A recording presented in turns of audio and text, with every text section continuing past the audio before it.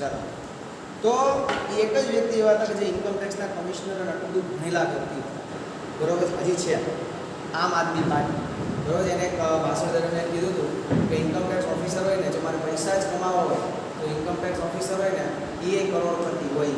વિચારો તો હું તો ત્યાંનો કમિશનર હતો, મારે કમાવા જો તો ત્યાં ન કમાય, બરોબર છે. તો ઇટ ડઝન્ટ મેટર. પણ ઘણી વાર કહેતો કે બધી એક્ઝામ પાસ કરે ઇન્કમ ટેક્સ ઓફિસર. તમે લોકો જોયું છે કે જુનાગઢની અંદર ઇન્કમ ટેક્સ ડિપાર્ટમેન્ટ ક્યાં છે? દિલ पे आता है, समझ में नहीं सर. क्या જોયું? એ જોયું કે ઇન્કમ ટેક્સ ડિપાર્ટમેન્ટ કોઈ વચમાં જ ન થયું. ઇન્કમ ટેક્સ ડિપાર્ટમેન્ટ આવ્યું છે, નજર નથી ગઈ સર. ભૂતનાથ ક્યાં? ભૂતનાથની બાજુની ઓફિસ છે ને, આખી ભૂતનાથનો ગેટ છે એની બાજુની ઓફિસ છે ને, જરા ઊંચું માથું કરીને જોવો તો લખ્યું હોય આયકર ભવન. ઇન્કમ ટેક્સ ઓફિસ છે આપણા જુનાગઢ. કોઈ અંદર ગયા આટો મારવા? જાઓ અંદર. કોઈ તમને કંઈ કરી નહીં, બરાબર. આપણે સર સાથે ડિસ્કશન ગોઠવીએ એ લોકોનો સેમિનાર. એ લોકો કઈ રીતના સ્ક્રુટિની કરે છે, કઈ રીતના બધાનું ચેકિંગ કરે છે, બરાબર. એની પાસે પાવર છે એ ખૂબ અઢળક પાવર છે. પોલીસની ઘરે રેડ પાડી, પછી પોલીસ આપણી ઘરે રેડ પાડી, આ પોલીસની ઘરે રેડ પાડી છે, મંત્રીની ઘરે રેડ પાડી છે, પણ એમનો રેડ ન પાડે. એને મજા આવી, હાલો રાતના સપનું આવ્યું કે મુખ્યમંત્રી ઘરે જઈને રેડ પાડો એમ. એને ઘણાની મંજૂરી લેવી પડે અને પછી રેડ પાડે છે. એને કહેવાય સર્ચ અને સેન્સર. ચાલો, તો હવે કોણ કેનો સત્તા છે, કોની પાસે કેટલી સત્તા છે, એ બધું આ ચેપ્ટરની અંદર આ લોકોએ અંદર મૂક્યું છે. આ લોકો જે કોમનું જે સિલેબસ બન્યું છે એની અંદર આ લોકોએ મૂક્યું છે કે કોની પાસે કેટલી સત્તા છે. એવું લખ્યું છે ઇન્કમ ટેક્સ ઓથોરિટી. એટલે હું ભણાવું છું, કદાચ પૂછાય ન પૂછાય મને ખબર નથી, પણ એમાં એને મૂક્યો છે ટોપિક ઇન્કમ ટેક્સ ઓથોરિટી. સૌથી પહેલાં છે CBDT. બરાબર. આપણે કાંઈ બહુ એનું એટલું બધું અંદર વાંચવાની જરૂર નથી, બરાબર. તમને ખબર હોય છે કે સર્વોચ્ચ સ્થાન એનું CBDTનું છે. ગુજરાતી શબ્દ તમારે યાદ રાખવાનો છે કે પ્રત્યક્ષ વેરાનું મધ્યસ્થ સંચાલન. પ્રત્યક્ષ એટલે કે ડાયરેક્ટ તેમ. ટેક્સ, વેરા એટલે ટેક્સ, અને મધ્યસ્થ એટલે કે સેન્ટ્રલ, અને એનું સંચાલન central board of direct taxes. ચલો વાંચો છો જરાક બોર્ડમાં જો. સેન્ટ્રલ બોર્ડ ઓફ ડાયરેક્ટ ટેક્સીસની રચના central board of revenue act 1963 નામના એક અલગ કાયદા હેઠળ થયેલી છે. આ જ કાયદા હેઠળ એક્સાઇઝ અને કસ્ટમ માટે પણ બોર્ડ રચાયેલ છે. એટલે કે હવે સમજી ગયા કે GST આની અંદર આવી જાય. આ બોર્ડ ભારત સરકારના નાણાં મંત્રાલય ફિનાન્સ મિનિસ્ટ્રી હેઠળ કામ કરે છે. આવકવેરા ધારા હેઠળ આ CBDT સર્વોચ્ચ સ્થાન ધરાવે છે અને એ પ્રમાણે આ બોર્ડને વિશાળ સત્તાઓ આપવામાં આવી છે. આવકવેરા ધારાના સુચારુ સંચાલન અને વહીવટ માટે જરૂરી હોય એવા આદેશો, સૂચનાઓ, ધોરણી આ બોર્ડ એના હાથ નીચેના અધિકારીઓ લાવે છે. અંડરલાઈન કરજો. આ વસ્તુ તમારે લખવાની છે. પહેલું તો સર્વોચ્ચ સ્થાન છે, આ ઇન્ટ્રો લખી અને પછી પૂછે તો આ લખવાનું કે સુચારુ સંચાલન અને વહીવટ માટે એને કામ વ્યવસ્થિત કરાવવું છે એના નીચેના લોકો માટે. માનો કે મારા નીચેના લોકો પાસે મારે કામ કરાવવું છે, હું એને શું કરતો હોઉં?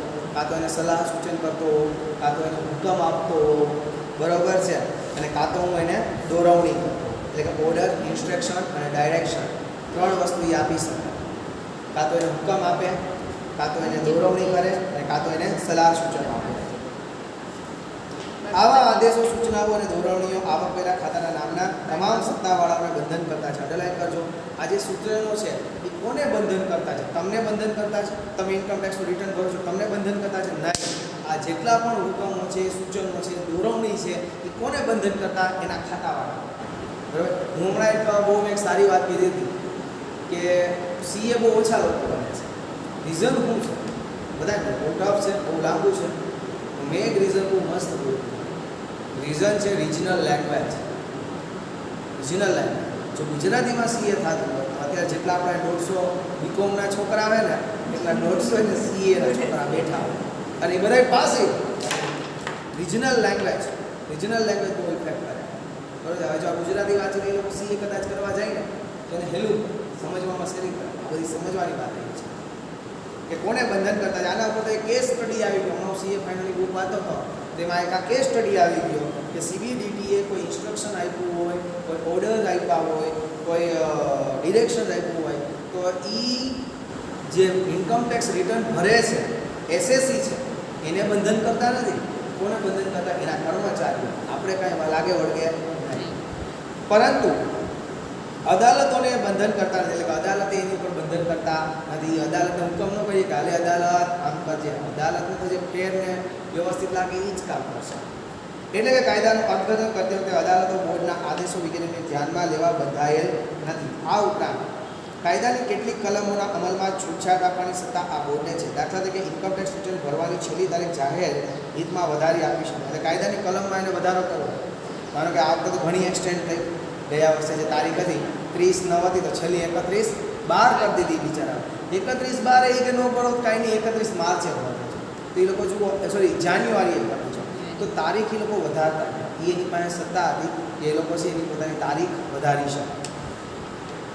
પછી કરદાતાએ કેટલીક વાર રાહતો, કપાતો, રિફંડ કે હક દાવા માટેની અરજીઓ અમુક સમય મર્યાદામાં કરવાની હોય છે. આ સમય મર્યાદા પછી આવેલી અરજી ધ્યાનમાં લેવાની સત્તા કે મુદત વધારી આપવાની સત્તા આ બોર્ડને છે. માનો કે કોઈ ઇન્કમ ટેક્સ ભરતો હોય ને, એને પોતાને ઘણી વખતે કેવું હોય, ટેક્સ ભરવાનો હોય, એના કરતાં વધારે ટેક્સ એનો કપાઈ ગયો, યાદ છે? કપાઈ જાય એવું કહેવાય, એવું છે કપાઈ ગયો હોય ટેક્સ, TDS તો કે હેબડા ક્યાં ટેલીમાં તો આવતો, બીજે ક્યાંય એસએમાં ભણ્યા હતા TDS શું મતલબ થાય?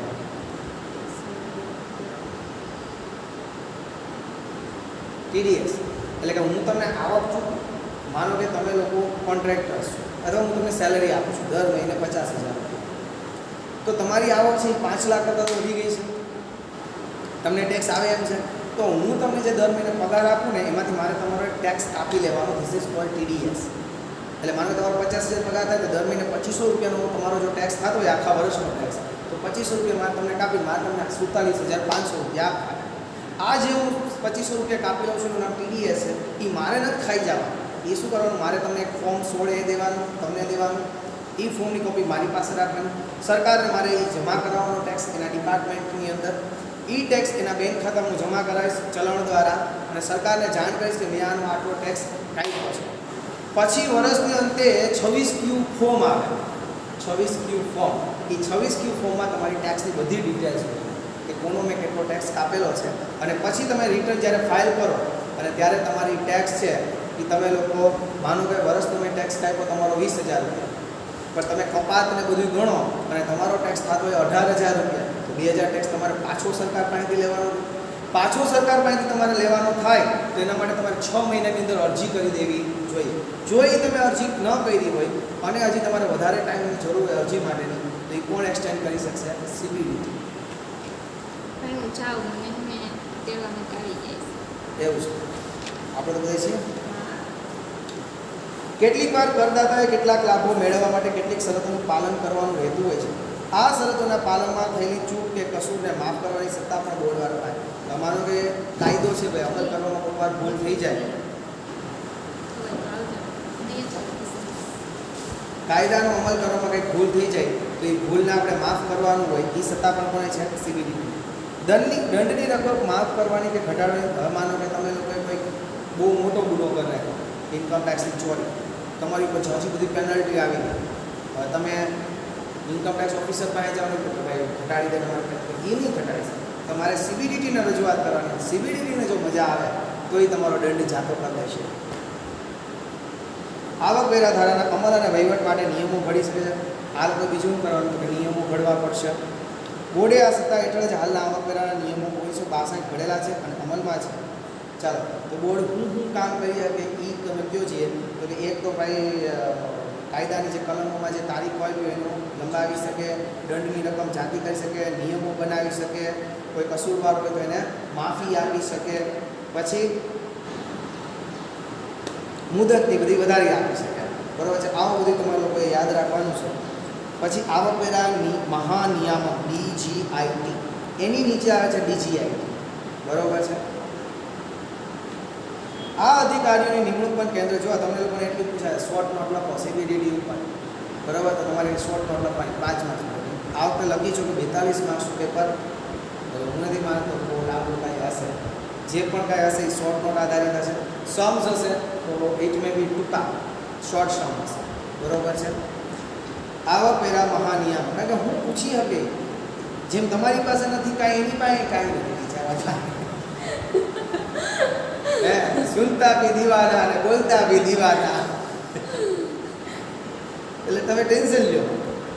આ અધિકારીની નિમણૂક પણ જો ડીજીઆઈટી બરાબર છે. આ બધી આ જેટલી પણ વસ્તુ છે ને એ જરાક આ સર્ચ કરજો નેટ ઉપર, સીબીડીટી વિશે જરાક વિડીયો જોજો, એકાદ બે ડીજીઆઈટીના વિડીયો જોજો યુટ્યુબ પર, આ બધાના છે વિડીયો હશે. આ અધિકારીઓની નિમણૂક પણ કેન્દ્ર સરકાર કરે છે અને એમણે સેન્ટ્રલ બોર્ડ ઓફ ડાયરેક્ટ ટેક્સીસના હાથ નીચે કામ કરવાનું હોય છે. આ અધિકારીઓને પણ જે સત્તાઓ મળેલી છે એમાં કેટલીક ખાસ ઉલ્લેખનીય છે. કર ચોરી બાબતમાં તપાસ કરવી, કોઈ ટેક્સની ચોરી કરતો હોય તો પહેલાં તપાસ કરવા જવાનું, આખી ટેક્સ ચોરી કરે છે કે નહીં, ત્યાંની પાસે સત્તા છે. બીજું, આવકવેરા ધારા હેઠળ ઝડપી અને જપ્તી કરવા. ઝડપી અને જપ્તીને ઇંગ્લિશમાં કહેવાય સર્ચ અને સીઝર. ઝડપી એટલે શોધવા જવા, જપ્તી એટલે માનો કે હોય ને ઇન્કમટેક્સવાળા રેડ પાડે ને તો જેટલી વસ્તુ બધી લઈ જાય પોતાની ભેગા, બરાબર છે, એને કહેવાય જપ્તી.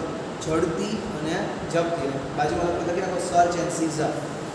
Search and seizure. પછી હિસાબી ચોપડાઓ મેળવવા. આ લોકો શું કરશે, તમારા બુક્સ ઓફ અકાઉન્ટ્સ માગી શકશે. હાલે ભાઈ ચોપડા બતાવો, અને ચોપડા વ્યવસ્થિત એને લાગશે કે આ ચોપડામાં જ ભૂલ છે, કામ કરો અને ચોપડા ઉપાડી દો, આમાં ખોટું લખે છે. અને સર્વેની કામ, અને એ પોતે સર્વે પણ કરી શકે. તો ચાલો ડીજીઆઈટી પણ કામ કરી શકે. ડીજીઆઈટી ખાલી 4 કામ કરી શકે છે. પહેલું તો કે તપાસ કરી શકે કરવેરા માટેની, પછી ઝડપીને જપ્તી કરી શકે, પછી ચોપડાઓ મેળવી શકે અને સર્વેની કામગીરી કરી શકે. એના પછી તો બહુ થોડીક આગળ આવી ગઈ સીસીઆઈટી. હજી હવે હું સીસીઆઈટી ભણાવું છું. હવે હું સીસીઆઈટી ભણાવું છું. પહેલાં મેં ડીજીઆઈટી ભણાવ્યું. એ બેના હરખા જ ફંક્શન બધાના સરખા જ હોય, મોર એન્ડ લેસ.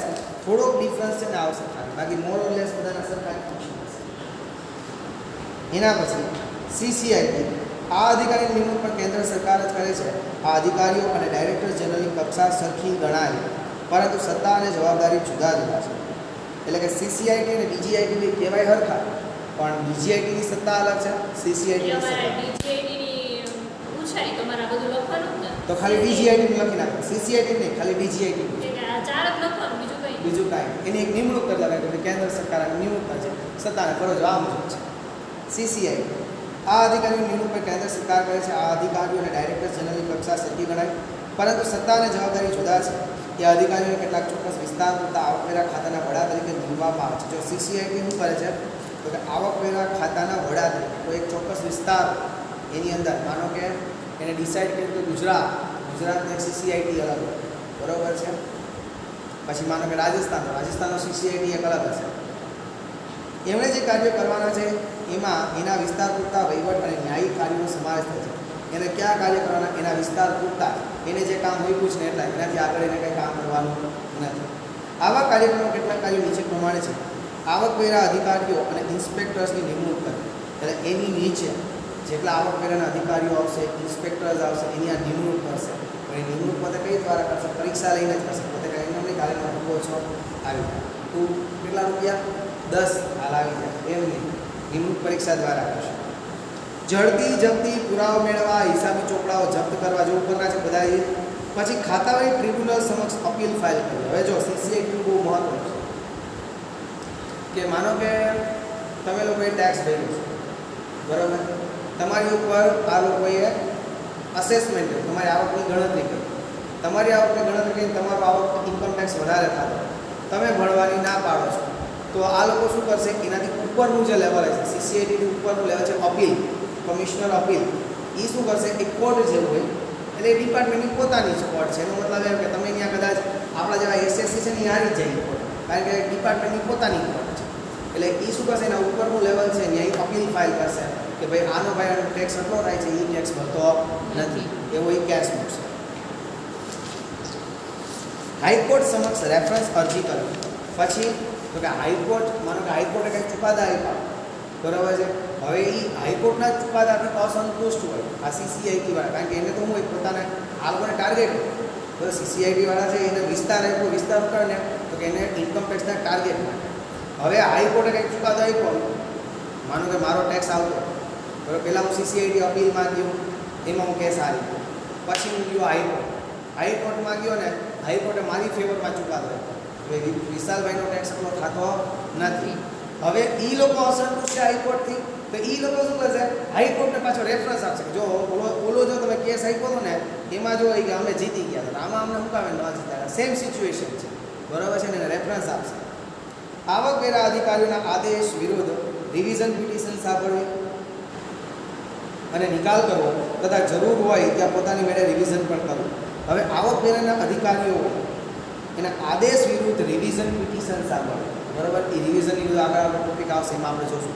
મતલબ કે તમે કીધું કે એ લોકો કેસ ખોટો કરે તો એવી રીતે થાય ને, એની જ કોર્ટ હોય, જે સીઆઈડી અપીલ હોય ને એ પોતાની જ. નહીં આપણે ટેક્સ ઓછો ભરવાનું કહેતા હોય તો એ લોકો કેસ કરી શકે ને, બાકી તો ન કરી શકે ને, તો એ લોકોનો નિર્ણય ખોટો કઈ રીતે પડે? કેમ? આપણે તો એટલો ભર જો કાયદો છે ને, છટકબારી ઘણી બધી છે, એ જાણતા હોય એના કરતાં વધારે કાયદો કોણ જાણતો? સીએ જાણતો? સીએ પાસે છટકબારી જાતી, બરાબર. સીએનું ઘર હું કામે ને હાલે, આપણો ટેક્સ ઓછો કરાવે એટલે એનું ઘર આવે છે, બરાબર. દંડની રકમ જતી કરવી કે ઘટાડવી, જોઈ લો 4 ટોપિક ઓલાના જ કોમન છે, એક બે નવા ટોપિક આમાં એડ થયા છે. આવકવેરા નિયામક અથવા આવકવેરા આયુક્ત અથવા આવકવેરા આયુક્ત અપીલ કીધું ને, CCIT અપીલ છે. જુઓ, આવકવેરા નિયામકે તથા આયુક્તે વહીવટી કાર્યો કરવાના હોય છે તથા હાથ નીચેના અધિકારીની કામગીરી ઉપર એને દેખરેખ રાખવાની છે. આવકવેરા આયુક્ત અથવા અપીલ, આ અધિકારીની નિમણૂક પણ કોણ કરે છે? કેન્દ્ર સરકાર. આ અધિકારીઓએ ન્યાયિક કાર્યો કરવાના રહે છે. ન્યાયિક કાર્ય એટલે ન્યાયિક કાર્યો એટલે કે ન્યાય મળે એવા કાર્યો આ લોકોએ કરવાના છે. એટલે કે કરદાતાને આવકવેરા અધિકારીના આદેશથી અન્યાય થયાનું જણાય તો તે બાબતની અપીલ આ અધિકારી સમક્ષ કરવાની રહે છે. એટલે કે કરદાતા હોય એટલે આપણે આવકવેરાનો જે આ લોકોએ ગણતરી કરી એનાથી આપણને અસંતોષ થાય તો સૌથી પહેલાં અપીલ આને કોને કરવાની? આપણે CIT અપીલને કરવાની. આ અધિકારીઓએ આવી અપીલો નિકાલ ન્યાયિક ધોરણે કરવાનો રહે છે. ન્યાયિક ધોરણે અપીલોનો નિકાલ કરવાના કાર્યો ઉપરાંત આ કક્ષાના અન્ય અધિકારીઓએ અન્ય કાર્યો જેવા કે દંડ લાવવો, જો દંડ માફ કરવો નથી, દંડ લાદવો એટલે દંડ નાખી આપવો, બરાબર છે. કંપનીના રજિસ્ટર તપાસવા, કંપનીને બોલાવીને એના રજિસ્ટરને ચેક કરવા, બુક્સ ઓફ અકાઉન્ટની વાત નથી, અહીંયા શું છે? રજિસ્ટરની વાત છે. પુરાવાઓ મેળવવા, પુરાવા આના જો 3 જ કામ છે, બરોબર. એટલે એકબીજાનું જ્યારે આમ અંદર લખવો તો એ યાદ રાખજો કે અપીલમાં ખાલી 3 જ કાર્ય છે. એક તો દંડ લાવવા, રજિસ્ટર ચેક કરવો અને બીજું પુરાવા મેળવવા. આ 3 જ કામ છે. એ શું છે? અપીલ છે. કોનાથી ઉપર હોય છે? CCIT થી ઉપર અપીલ. CCIT છે કેના માટે હોય છે? એક ચોક્કસ વિસ્તાર માટે એને રોકેલ હોય છે કામ, બરાબર છે. CCIT ની બરોબર કોણ હોય છે? DGIT હોય છે. CCIT ની બરાબર DGIT. DGIT અને CCIT માં ફેર શું છે? બેની સત્તા, બેનું લેવલ સરખું જ છે, બેની નિમણૂક કેન્દ્ર સરકાર કરે છે, પણ બેના કાર્યો કેવા છે? અલગ અલગ છે, બરાબર છે. DGIT ના ખાલી 4 કાર્યો છે, આના કેટલા કાર્ય છે? 6 કાર્ય છે. મેનલી આ શું કરવાનું છે? પોતાની જે અપીલ છે એ એને ફોરવર્ડ કરવાની હોય છે. પછી આ CCIT અપીલ છે, અપીલમાં શું હોય છે? તો કે અપીલ ક્યારે, અપીલનું શું કામ હોય છે? ભાઈ કરદાતા પોતા ઉપર જે લાદવામાં આવેલું જે કર છે એનાથી જો અસંતોષ જણાય તો એને અપીલ કોને કરવાની? CIT અપીલને કરવાની. અને CIT અપીલ છે એ ક્યાં કામ કરશે? તો કે એક તો દંડ લાગશે, એક તો રજિસ્ટર હોય એ ચેક કરશે અને બીજું પુરાવા મેળવશે. 3 કામ. Okay everyone. 6 અને 7 અધિક આવકવેરા નિયામક એટલે કે એડિશનલ ઇન્કમ ટેક્સ, અધિક આવકવેરા આયુક્ત અથવા અધિક આવકવેરા આયુક્ત અપીલ તથા સંયુક્ત આવકવેરા નિયામક તથા સંયુક્ત આવકવેરા આયુક્ત, એવું બધું નહીં છે. નાયબ કાર્ય આવકવેરા અધિકારીઓ, this is called income tax officer. બાજુમાં લખો તો લખી નાખાય આવકવેરા અધિકારીઓ એટલે કે ઇન્કમ ટેક્સ ઓફિસર. કરદાતાની દ્રષ્ટિએ આવકવેરાના સત્તાવાળાની સમગ્ર સત્તા સાંકળમાં આવકવેરા અધિકારીઓ અગત્યની કડી છે, બરાબર. કારણ કે સૌથી પહેલાં આપણને ઇન્કમ ટેક્સ ઓફિસર દ્વારા જ બધું થતું હોય, પછી આપણે કોઈ બીજા અધિકારીને મળવાનું, કારણ કે તેઓ તમામ કરદાતાઓના પ્રત્યક્ષ સંપર્કમાં હોય છે. આ અધિકારીઓની નિમણૂક કલમ 117ના ચાર્ટમાં જોયા પ્રમાણે કેન્દ્ર સરકાર દ્વારા થઈ શકે છે તથા CBDT આવકવેરા મહાનિયામક, મુખ્ય આવકવેરા આયુક્ત, નિયામક તથા આયુક્ત દ્વારા પણ થઈ શકે છે. કેન્દ્ર સરકાર દ્વારા નિયમાયેલ આવકવેરા અધિકારીઓ પ્રથમ વર્ગના અધિકારીઓ ગણાય છે. આ અધિકારીઓ છે ને ફર્સ્ટ ક્લાસ ઓફિસર કહેવાય છે, ઇન્કમ ટેક્સ ઓફિસર, બરાબર. પેપર બહુ ઇઝી હોય છે, ટ્રાય કરજો. જ્યારે બાકીના આવકવેરા અધિકારીઓ બીજા વર્ગના અધિકારીઓ ગણાય છે. આવકવેરા અધિકારીઓના કાર્યો, ફરજો તથા સત્તા વિવિધ છે અને વિશાળ છે. તે પૈકી કેટલાક કાર્યો જોઈએ. જો એટલે શું શું કરી શકે? જો ભૂતકાળનો કોઈ બાકી પગાર હોય ને તમને જો મળે તો તમે એને અંડર સેક્શન 89 રિલીફ આપી શકો કે કાંઈ વાંધો ના, ટેક્સ ન ચૂકવો. પછી સિવિલ કોર્ટ જેવી સત્તાઓ જેમ કે પુરાવા મંગાવવા, રજૂ કરવા, સર્ચ સીઝર કરવું, રિક્વિઝિશન કે હિસાબી ચોપડાને જપ્ત કરી લેવા, દરોડો દરમિયાન જપ્ત કરેલ મિલકતો પ્રત્યક્ષ વેરાની જવાબદારી પેટે રાખી લેવી, માહિતી મંગાવી, કેટલીક માહિતી એકઠી કરવી, કાયમી ખાતા નંબર, પાન કાપવા, હિસાબો ઓડિટ કરવા જણાવવું, આવકવેરાની આકારણી કરવી, છટકી ગયેલ આવકની આકારણી કરવી, આકારણી હુકમમાં રહી ગયેલી ભૂલો સુધારવી. જોયું, આ બધા ઇન્કમટેક્સ ઓફિસરના કામ છે. આવકવેરો નહીં કાપવાનું કે નીચા દરે કાપવાની મંજૂરી આપી, એડવાન્સ ટેક્સ માગવો અને આવકવેરાનું રિફંડ કરવું. આ બધું ઇન્કમટેક્સ ઓફિસર બરોબર છે. આટલું બધું કરી શકે. એટલે આમ સિમ્પલ છે, તમે લોકો વાંચશો એટલે 8-10 મિનિટ યાદ રહી જાય એવા છે. બરોબર હે જબ કઈ છે.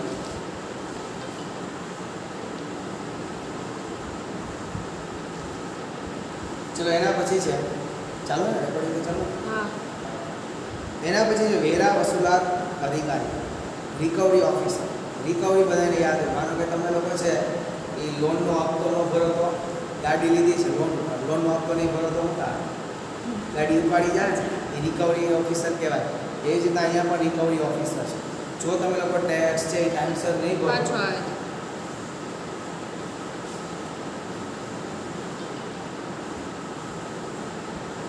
જો તમે ટેક્સ છે એ ટાઈમસર નહીં ભરો તો ભરવાની ના પાડી દેશો તો રિકવરી ઓફિસર આવે છે અને તમારી જે વસ્તુ હશે એને ઉપાડી નાખે. બરાબર, સીલ કરી દેશે. જે કરદાતાઓ આવકવેરા અધિકારી દ્વારા કે અન્ય સત્તાધિકારી માંગવા છતાં નક્કી થયેલા કરની વ્યાજની, દંડની તથા એવી અન્ય રકમો ભરપાઈ નહીં કરે એવા કરદાતાઓ પાસેથી બાકી નીકળતી રકમ ફરજિયાત રીતે વસૂલ કરવાની કામગીરી આ વેરા વસૂલાત. ચાલો ક્યાં રૂપિયા કરશે? તો વ્યાજનો દંડ આવે એ, અને અન્ય કોઈ રૂપિયા નીકળતા હોય એ ઓફિસરે મંગાવ્યા હોય સત્તા અધિકારી, તો એ ભરતો ન હોય કરદાતા, એની આ રૂપિયા વસૂલ કરવાની જવાબદારી કોની છે? વેરા વસૂલાત અધિકારી.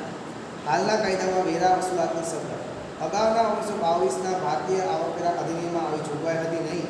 તેથી આવી બાકી રકમની વસૂલાત રાજ્યના મહેસૂલી અધિનિયમ હેઠળ જિલ્લા કલેક્ટર મારફત કરાવી. એટલે 1922 પહેલાં કોણ કરતું? આપણું જિલ્લા કલેક્ટર. આ ખામી હાલના કાયદામાં દૂર થયેલ છે. હાલના 1961ના આવકવેરા ધારાની કલમ 120 હેઠળ પ્રત્યક્ષ વેરા માટેનું મધ્યસ્થ મંડળ CBDT કે આવકવેરા આયોગ દ્વારા વેરા વસૂલાતની કામગીરી કોઈપણ આવકવેરા અધિકારીને સોંપી શકાય છે. આમ વેરા વસૂલાતની અધિકારીનો જ છે. બાકી રકમની વસૂલાતની કાર્યવાહીના મુખ્ય તબક્કા નીચે મુજબ છે. પહેલાં તો વસૂલાતને એક આપણું પ્રમાણપત્ર લેવું પડશે. આ જે લેવું હોય તો આવકવેરા અધિકારી દ્વારા મેળવેલી નહીં શકાયેલ રકમ એક સર્ટિફિકેટ સંબંધિત આવકવેરા અધિકારીએ કાઢી આપવાનું છે. માનો કે એને કહેવાનું કે ભાઈ આ ભાઈ પાસેથી આપણે 50,000 ઉઘરાવવાના છે, મોઢેને જ કહેવાનું, એને એક સર્ટિફિકેટ કાઢી દેવું પડશે. આવકવેરા અધિકારીને, વસૂલ અધિકારીને સર્ટિફિકેટ કાઢી દેવું પડે, આની પાસે 50,000 ઉઘરાવવાના છે. તો પેલું સર્ટિફિકેટ લેવાનું, જેમાં કયા કરદાતા પાસે કયા વર્ષથી આવકવેરાની તથા અન્ય બાબતની કેટલી રકમ મળવાની બાકી છે. આ પ્રમાણપત્રમાં લખેલી રકમ વેરા વસૂલાત અધિકારીએ વસૂલ કરવાની હોય છે. આ પ્રમાણપત્રમાં લખેલી રકમ બાબત કરદાતા કંઈ વાંધો લઈ શકે નહીં. અંડરલાઈન કરજો. આમાં આ સર્ટિફિકેટમાં જેટલા રૂપિયા લખ્યા હોય ને, કરદાતા કે નહીં ભાઈ ભલે ને 5 લાખ લખ્યા, 2 લાખ દેવા લેવા, એમ ન આવે. સર્ટિફિકેટમાં જેટલા લખાઈ ગયા ને એટલા ભરતા. વેરા વસૂલાતની પદ્ધતિ. હવે કઈ રીતના પોતે પોતાનો વેરો લઈ શકે? તો કે ભાઈ એક કાં તો એને તમારી જે જંગમ મિલકત છે એને જપ્ત કરીને વેચાણ કરી શકે.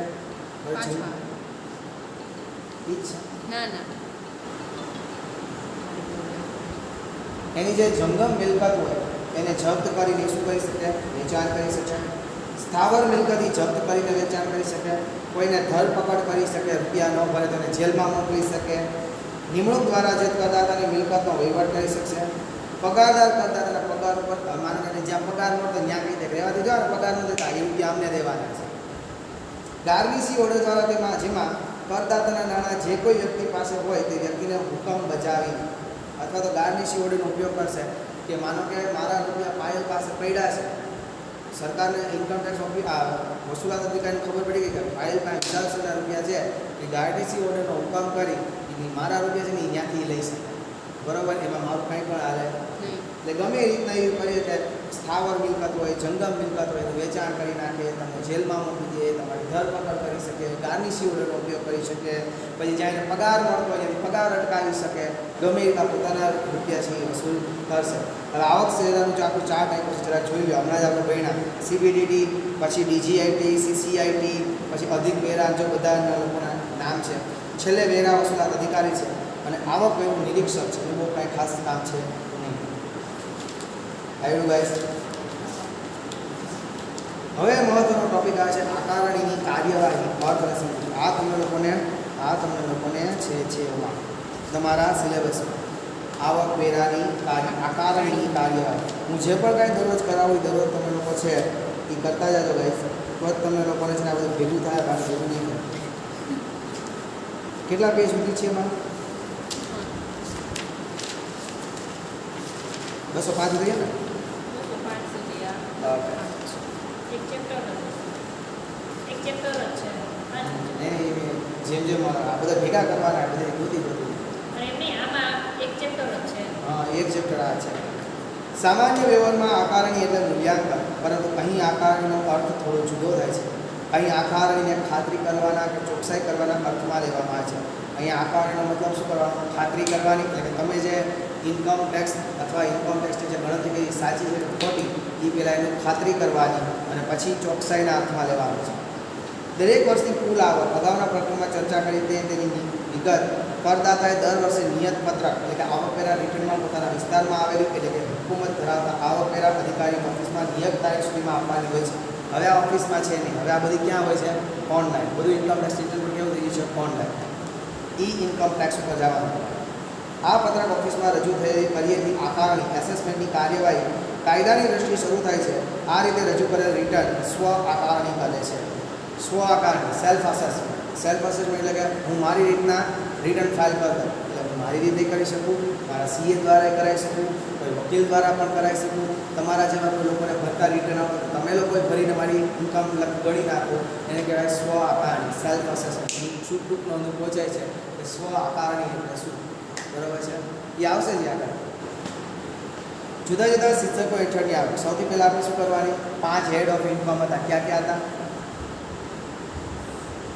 5 હેડ ઓફ ઇન્કમ હતા. એસવેમાં ભણ્યા હતા. ક્યાં હતા? પગાર, મકાનમાંથી આવક થતી હોય તો એ મૂડી નફો એટલે કે કોઈ મિલકત વેચીને નફો લાગે એના ઉપર ટેક્સ, પછી ધંધામાંથી તમને આવક મળે એના ઉપર ટેક્સ, અને પછી અન્ય આવક અધર સોર્સિસમાંથી તમને ટેક્સ મળે. એટલે કે આ અલગ અલગ જે 5 શીર્ષક છે એ બધાની આવકનો શું કરવાનો? સરવાળો કરવાનો. જુઓ, આ પત્રકમાં દર્શાવેલી જુદા જુદા શીર્ષકો હેઠળની આવકની ગણતરી કરદાતાએ આવકવેરાની જોગવાઈઓ પ્રમાણે કરી છે તેની ખાતરી આવકવેરા અધિકારી કરશે. એટલે કે એને જે આવક બતાવી છે એ આવકવેરાની જોગવાઈ મુજબ બતાવી છે કે નહીં એ પહેલાં જે ચેક કરશે અધિકારી. બરાબર? દાખલા તરીકે પગારની આવકમાં પગાર તરીકે ગણાય એવી તમામ આવકો ધ્યાનમાં લીધી છે કે નહીં, જે આવકોને કરદાતા એ કરમુક્ત ગણાવી છે તે બરાબર છે કે નહીં, જે સવલતોનું મૂલ્યાંકન જે રીતે થવું જોઈએ એ જ રીતે કરદાતાએ કર્યું છે કે નહીં વગેરે. તમે લોકો પગારનું ચેપ્ટર ભણ્યા હોય તેમાં તમને ખબર છે HRA મળતું ને, હાઉસિંગ રેન્ટ મળતું ને, પછી તમને મકાન રહેવા માટે મફત આપતા ને, પછી તો કે છોકરા હોય મફત સ્કૂલમાં ભણવાની ફેસિલિટી આપે ને, તો એની બધી ગણતરી કરવાની. એક પાર્ટ ઓફ સેલરી, સેલરીનો એક પ્રકાર જ કહેવાય. તો એ તમે ગણતરી સાચી કરી છે કે નહીં એ પણ આ અધિકારી ચેક કરશે.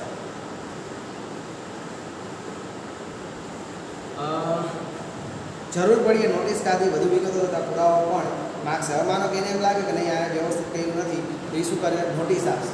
નોટિસ આપીને કે હાલો ભાઈ આ પુરાવા રજૂ કરો. બરાબર છે? આ જ રીતે અન્ય શિક્ષકો હેઠળની આવકો બાબત ખાતરી કરશે. આ ઉપરાંત કરદાતાએ જે આવકોને કરમુક્ત બતાવી છે તે જે સામાન્ય કપાતો બાદ માંગી છે તે તથા એવી અન્ય વિગત જે કરદાતાએ રિટર્નમાં બતાવી છે તે બરાબર છે કે નહીં તે તપાસ. માનો કે ઓલા લખ્યું હોય કે અંડર સેક્શન 80C આપણે ડિડક્શન મળતું. યાદ કરો જે કપાત 80C યાદ આવે છે એનું લખતા કે વીમો ખબર છે LIC 1,50,000 સુધી એક્ઝમ્પ્ટેડ એટલે 1,50,000 સુધી તમારે એના પર ટેક્સ આવે નહીં. જો તમે લોકો દર વર્ષે 1,50,000 રૂપિયા સુધી પ્રીમિયમ ભરો છો તો તમને એ આવકમાંથી શું કરવાની છે? બાદ કરવાની છે. એટલે તમારે એ આવક ઉપર ટેક્સ માનો તો મારી આવક થઈ 7 લાખ રૂપિયા આ વર્ષે, તો 7 લાખ ઉપર મારો જાજો ટેક્સ વયો જાય છે, તો હું શું કરું, મારી વીમા પોલિસી લઉં, વીમો લઈ લો એમાં 1.5 લાખ રૂપિયા જો હું પ્રીમિયમ ભરી દઉં છું, એ મને ડિડક્શન તરીકે બાદ મળે, એટલે 7 લાખમાંથી મારે 1.5 લાખ જતા રહ્યું, હવે મારે ટેક્સ ખાલી કેના ઉપર કરવાનો, 5,50,000. પ્રશ્ન ઊભો એ છે કે સરકાર આ બધી છૂટછાટ હુકામને આપે છે, સરકારને તો રૂપિયા જાય છે, 7 લાખ ઉપર જે ટેક્સ મળવાનો હતો એની બદલે હવે 5.5 લાખ ઉપર ટેક્સ મળે, સરકારના રૂપિયા ગયા નહીં. કોઈ પણ ઇકોનોમીને ટકાવી રાખવા માટે જો મહત્વનું પરિબળ હોય તો એ ઇન્વેસ્ટમેન્ટ છે. જો તમે ક્યાંય ઇન્વેસ્ટમેન્ટ નહીં કરો, પૈસા ચૂસીને ઘરમાં જ ભેરે રાખશો, ક્યાંય રોકાણ નહીં કરો, તો ઇકોનોમી કેમ ચાલશે? એટલે તમારા પાકેટમાંથી રૂપિયાને ઉપાડી અને ઇકોનોમીમાં રોટેટ કરવા માટે આ લોકો તમને સ્કીમ આપે છે, એટલે લોકો ટેક્સની લાલચે પણ કોઈ સ્કીમમાં રૂપિયા રોકે છે. બરાબર? કરની ગણતરી પહેલાં તો શું કરવાનું, એક્સિસ હેઠળ જોવાનું ભાઈ, બરોબર, એને લખ્યું છે કે નહીં, પછી એના ઉપર એ લોકો ટેક્સ મળશે. ત્યાર પછી કરની ગણતરી તપાસે સંબંધિત આકારણી વર્ષ માટેના નાણાં ધારાના સંબંધિત પરિસ્થિતિમાં દર્શાવેલ આવકવેરાના દરો મુજબ કરદાતાએ પોતે પોતાની આવક ઉપર આવકવેરાની ગણતરી કરેલ છે અને તે ગણતરી યોગ્ય રીતે થયેલી છે તેની ખાતરી આવકવેરા અધિકારી કરશે. સંબંધિત જે કરનો રેટ છે, દર છે, એ કેટલી આવક સુધી આવક એક્ઝમ્પ્ટેડ છે, એની પર ટેક્સ નહીં ભરવાનો, કેટલી આવક થાય તો તમારી કોમર્સના વિદ્યાર્થીઓને ખબર હોવી જોઈએ કે આપણે કેટલી આવક કમાય તો એના પર આપણને ટેક્સ લાગતો નથી. 5 લાખ સુધીની અત્યારે એવું છે કે 5 લાખ સુધી તમે કમાવો તો કોઈ ટેક્સ લાગતો નથી, કારણ કે 12,500ની સરકારે તમને ફ્લેટ રિલીફ આપી દીધી છે, પણ 5 લાખથી ઉપર જેવું તમે કમાવશો તો તમને લોકોને ટેક્સ લાગે. પણ આપણે એ પણ ગણતરી અહીંયા શીખવાની છે, આપણા સિલેબસમાં એ પણ વસ્તુ છે કે ટેક્સની ગણતરી કઈ રીતના થશે. બરાબર? પણ મેન ફોકસ તમારો થિયરી પર પણ હોવું જોઈએ, કારણ કે આપણે મારો દીર્ઘદ્રષ્ટિ એવું કહે કે થિયરીને વધારે ફોકસ કરશે, કારણ કે એની પાસે બીજું છે જ થિયરી સિવાય. પછી છે વળતર તથા રાહત. બરાબર છે? હવે આ લોકોએ માનો કે તમને સેલરી મોડી મળી હોય તો ઝાઝી બધી સેલરી ભેગી મળે, 5 વર્ષની ભેગી, અને એરિયર સેલરી કહેવાય. તો એરિયર સેલરી તમને ભેગી મળે તો તમને પણ ટેક્સે જાજો આવી જાય કે નહીં? માનો કે 5 વર્ષ મારો પગાર 5 વર્ષ પહેલાં 60,000 થઈ જવો જોઈતો, અત્યારે મને દર મહિને 45,000 જ આપે છે, એટલે 5 વર્ષ સુધીના દર મહિને મારા 15,000 ભેગો હતો, તે તમારે લાખોમાં રૂપિયા આવે. હવે આ લાખોમાં રૂપિયા હું ટેક્સ ભરું તો કેટલો ટેક્સ વધી જાય? તો આ લોકોએ અંડર સેક્શન 89 કલમ મુજબ રોજ ભાઈ હું કહું છું કે 89ની કલમ મુજબ આ લોકોએ જે આવક મળે ને એના પર તમને રાહત આપી છે, એ બધું તમને આ કરી શકાય. ત્યાર પછી કરદાતાએ કલમ 88, 88B, 88C હેઠળ જે વળતર બાદ માંગેલ છે, કાયદાની ભાષામાં જે વળતર માટે દાવો કરે છે તે કલમ 86, 89, 90, 91 હેઠળ જે રાહતો બાદ માંગેલ એ બરાબર છે કે નહીં, ખાલી ચેક કરશે. અને પછી જે ટોપિક છે કરની ચૂકવણી. કરદાતા દ્વારા કરની ગણતરી બરાબર હોય તો કરદાતાએ યોગ્ય રીતે ભરી આપેલ છે તેની ખાતરી કરશે. આ કર નિશ્ચિત સમયમાં ભરી આપવાનો રહે છે. જો તે મોડો કે ઓછો ભરાય તો આવકવેરા અધિકારી ઘટતી હુકમ કરે છે. જો યોગ્ય રકમ અને સમયસર ભરાવેલો હોય તો આવક અધિકારી અભર કે આકારણી હુકમ કરે છે. જો કર મોડો કે ઓછો ભરાયેલો હોય તો તે પ્રમાણે હુકમ કરે છે. એટલે કે ટેક્સ એની ગણતરી થઈ ગઈ અને ટેક્સ છે જો ઓછું ભરાયેલો હશે તો એની પાસે મગાવશે તો ભાઈ ટેક્સ ભરો. જો મોડો ભરશે તો એની પર વ્યાજ નાખશે, આ લોકો ઓછો ભરશે તો એ વ્યાજ નાખશે. તો આ બધા હુકમ પાસે એટલું બધું ઇમ્પોર્ટન્ટ થઈ જાય. આવકવેરાનું રિટર્ન અરે કાંઈ વાત ચાલો. તો હવે આપણે મળશું પાછા આવતીકાલે. ટાઈમિંગ છે એ ગ્રુપમાં શેર કરી દઈશ. બરાબર છે? થિયરી થોડીક છે લાંબી, પણ હું બધી ટ્રાય કરીશ કે તમે બોર ન થઈ જાઓ. બરાબર? આપણે પ્રેક્ટિકલ વેમાં જાવશું તો થોડી વધારે મજા આવશે. બરાબર? આમાંથી જેટલા ચિત્ર આપણે ઉપયોગી છે એ બધામાંથી રાખી દે કે કાઢી જઈ જઈ કાઢી